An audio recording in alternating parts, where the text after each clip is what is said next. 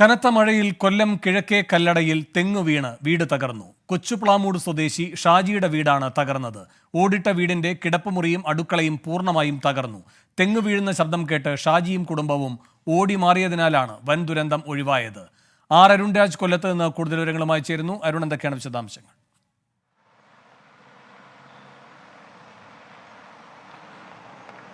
വേണു, ജില്ലയിൽ കഴിഞ്ഞ 2 ദിവസമായി ഇന്നലെയും ഇന്നുമായി മഴ തുടരുകയാണ്. ഈ മഴക്കെടുതികൾ കാര്യമായ റിപ്പോർട്ടുകളൊന്നും ചെയ്യുന്നില്ലെങ്കിലും ഇപ്പോൾ കിഴക്കേക്കല്ലടയിൽ നിന്നാണ് ഈ വീട് തകർന്നതായുള്ള വിവരം പുറത്തു വരുന്നത്. തെങ്ങ് വീണാണ് വീട് തകർന്നത്. കിഴക്കേക്കല്ലട കൊച്ചുപ്ലാമൂട് സ്വദേശി ഷാജിയുടെ വീടിന് മുകളിലേക്ക് തെങ്ങ് വീഴുകയായിരുന്നു.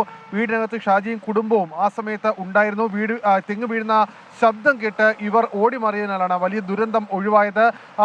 മറ്റ് സ്ഥലങ്ങളിൽ വെള്ളക്കെട്ട് രൂപപ്പെട്ടിട്ടുണ്ട് എന്ന വിവരം കൂടി പുറത്തേക്ക് വരുന്നുണ്ട്. ജില്ലയുടെ കിഴക്കൻ മേഖലയിൽ ഇപ്പോഴും മഴ തുടരുകയാണ്.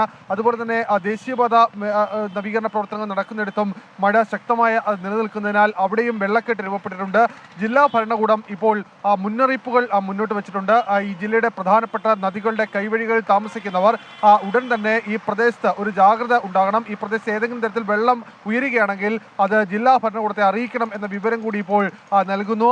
ഇപ്പോഴും നഗരപ്രദേശത്തിലും കിഴക്കൻ മേഖലയിലും എല്ലാം മഴ തുടരുകയാണ്. ശക്തമായ മഴയാണ് ജില്ലയുടെ കിഴക്കൻ മേഖലയിൽ ഇപ്പോൾ പെയ്തുകൊണ്ടിരിക്കുന്നത്. അരുൺരാജാണ് കൊല്ലത്തുനിന്ന് വിവരങ്ങൾ നൽകിയത്.